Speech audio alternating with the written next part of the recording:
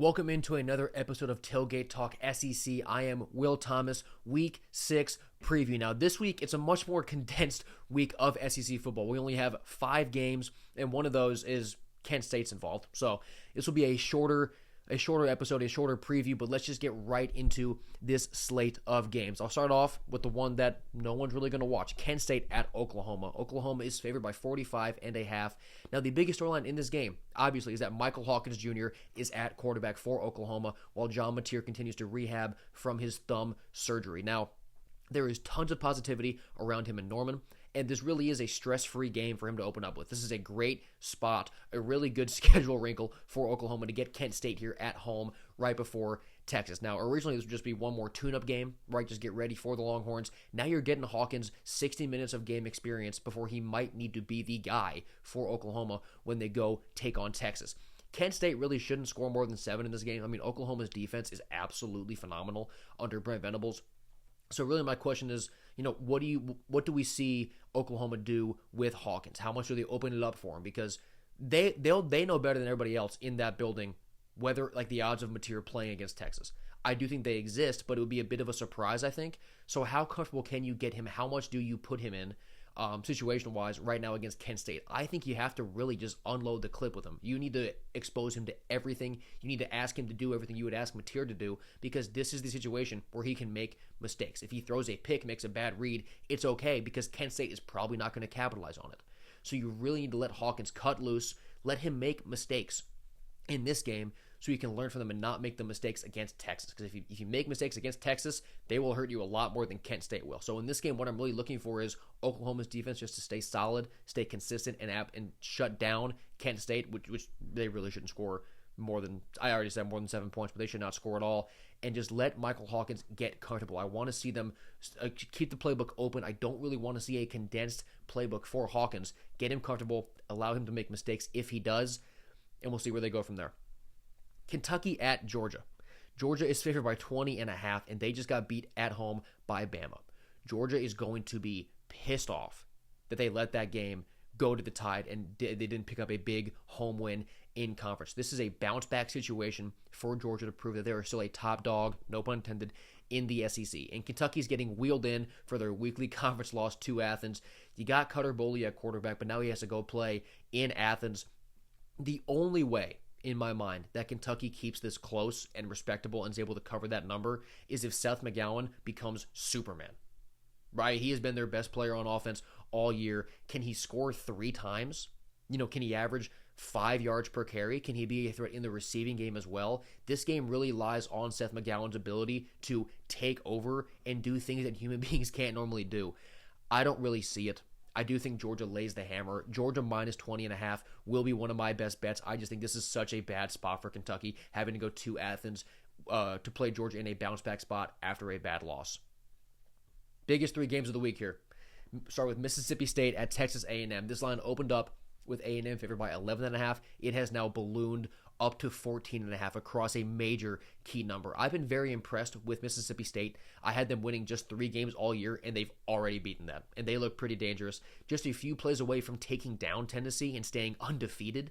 Losing that game in overtime, obviously. And I'm definitely sold on Texas A&M being a true contender in the SEC this year. Now, that almost has less to do with me thinking that A&M is an elite team and that they finally put it all together. But, man, this conference is wide open.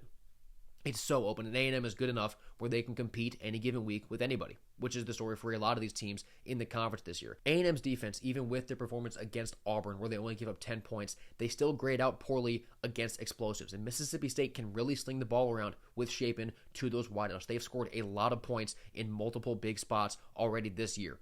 And A&M offensively, they have a bad success rate on passing down, so they can be very explosive. We've seen Marcel Reed hit Casey Concepcion and Mario Craver for big explosive plays, but consistently, they don't really pass the ball around that effectively. So the question is, can Le'Veon Moss and Ruben Owens really ground and pound and keep A&M in front of the chains? Not have Marcel Reed be forced to make a bunch of big plays through the air, because State's run defense is middle of the pack. So I do think there are some wins there for the Aggies on the ground. But their run game also grades as just okay. I mean, A&M's athletic profile definitely beats that of Mississippi State. So I'm looking for A&M's run game to have a good day against the Bulldogs.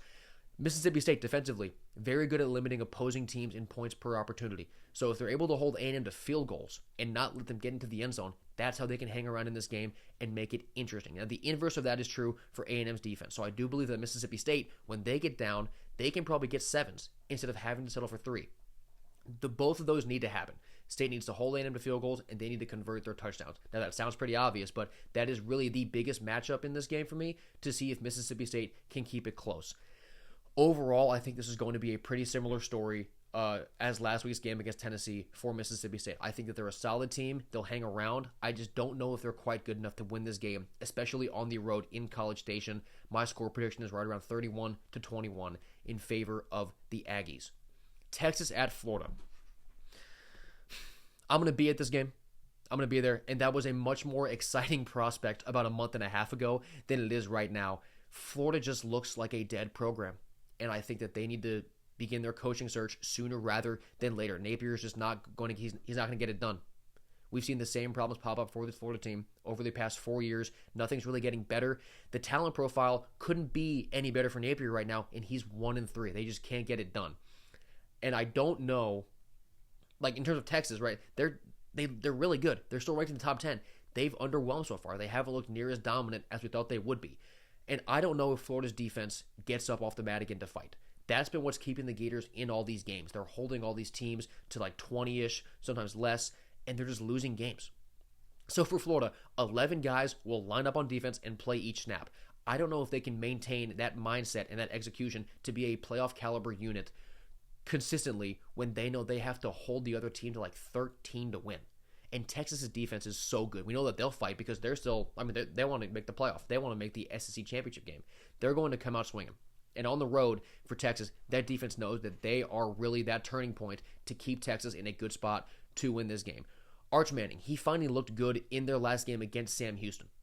And there was a lot of controversy about him flexing on that Sam Houston defender. I liked it. I liked seeing the fire out of him, some more confidence, because that's been missing from his game so far this season. There were reports a few weeks ago about DJ Lagway being in a boot after that Miami game. That's really a nothing burger. He will be playing in this game for Florida. I just don't think many points get scored in this game, period, especially by Florida. We have two great defenses. Like I said, we know Texas will show up, and I do believe that Florida's defense will play with some pride, being back at home for the first time since that USF loss. I'm pretty comfortable saying, honestly, that Florida doesn't break 13. I think that's probably about the number that the Gators can get to. And Texas probably does what LSU and Miami did offensively, which is we're going to be pretty conservative and not risk making any mistakes because we know that Florida's offense just can't hurt us. They can't. So if we just get to 20, we're fine. I think Texas is going to be able to establish the run game pretty well. An easy game plan for Arch. Don't make many mistakes. I've got 27-13 Texas in Gainesville, and I believe that if Florida loses this game, we probably see the coaching carousel get up and moving in Gainesville, although we've thought that for a long time about Napier's tenure with the Gators, and it hasn't happened yet, so maybe they hold on to him. We'll see, but I think a 1-4 start for Florida, that is just not that standard, and you would think a coaching change has to be made at that point. And then finally, who would have thought I said this was the game of the week in the preseason? Vanderbilt at Alabama, just like we all predicted. Game day is going to see undefeated Vanderbilt go for 2 straight against the Tide. Now, Bama opened up as 13.5-point favorites. That line has flown down now to 10.5. And last week, Vandy got a cupcake home game against Utah State, and Bama had to go on the road to Athens. Those are very different levels of recovery there as you get ready for this game. And Bama was in a physical war. Vandy really wasn't. So we'll see how both teams come in energy-wise. Vandy's offensive success rates, they're very good, and Bama's are middle of the pack. So, granted, if Vanderbilt also had games against Florida State on the road and Georgia, their numbers are probably a little bit lower. But this far into the season, I do believe we have enough data points to be pretty confident in those numbers and just know that this is what, those numbers tell the story, right? This is who Vandy's offense is. This is who Bama's offense is. And Vandy has very good rushing stats on both sides of the ball, whether that be line yards or stuff rate, while Bama's are just average. So Vandy, they need to limit Jam Miller. They need to limit Bama's running game and make Ty Simpson beat them in the air. Now, the bad side of that for Vanderbilt is that Ty Simpson has proved that he can beat teams in the air. He's a very good passer, great receiving core there in Tuscaloosa. It's going to be hard for Vanderbilt's secondary, I think, to consistently find wins against Bama's passing game, although I do believe they'll be able to really hold their own. Both teams do score very well across their opponent's 40 and allow more than you would like. So this could be a game where you're trading touchdown for touchdown instead of field goal for field goal. There could be a good bit of points scored in this game. If Vanderbilt was going into this game with Tennessee's logo or Auburn's logo, right? This line is not 10.5. I think it's 6.5. There's still the Vanderbilt bias out there, right? Where people don't know if they really buy, is this program actually legit? Can they really compete in Tuscaloosa against big ol' Alabama? I think that they can. I am all aboard the Diego Pavia train. I think that Clark Lee is a top 5 coach in the conference because if you look at what he's done with the money that Vanderbilt has spent on their roster compared to everybody else, Vandy has the cheapest roster in the SEC. They are 5-0 in the top 20. And Lee has been turning this program around for years, and it really feels like they're coming up right now. And this is the game to prove that they are a legitimate playoff contender and SEC contender. Vanderbilt. It's happened so fast, but it is so real. Pavia is an absolute winner. The whole team believes in him. They believe in themselves, and they believe in what they're doing. Give me Vanderbilt 31-28 to get a massive win in Tuscaloosa and be a playoff team. I can't even believe I'm saying this. I'm going to get made fun of on the internet. Oh, boy. Vanderbilt is so fun. I think Alabama's great, but I've said it 100 times already. This conference is so open. Anybody can beat anybody any given week, and I think that we get the epitome of that when Vanderbilt goes to Tuscaloosa this weekend. Short video. Really short one. I'm at 11:45 right now. I mean, this is much quicker. We just don't have that many games to preview, but do not let the lack of volume make you think that this week is not going to be great. Vandy Bama should be good. Texas Florida should be boring but close. State and A&M should be pretty good. Kentucky and Georgia, don't let your kids watch it. They will be scarred for life if they watch what Georgia does in Kentucky this week. But thank you guys so much for tuning in to this episode of Tailgate Talk SEC. I have been Will Thomas, and sit back and enjoy this week 6 of college football.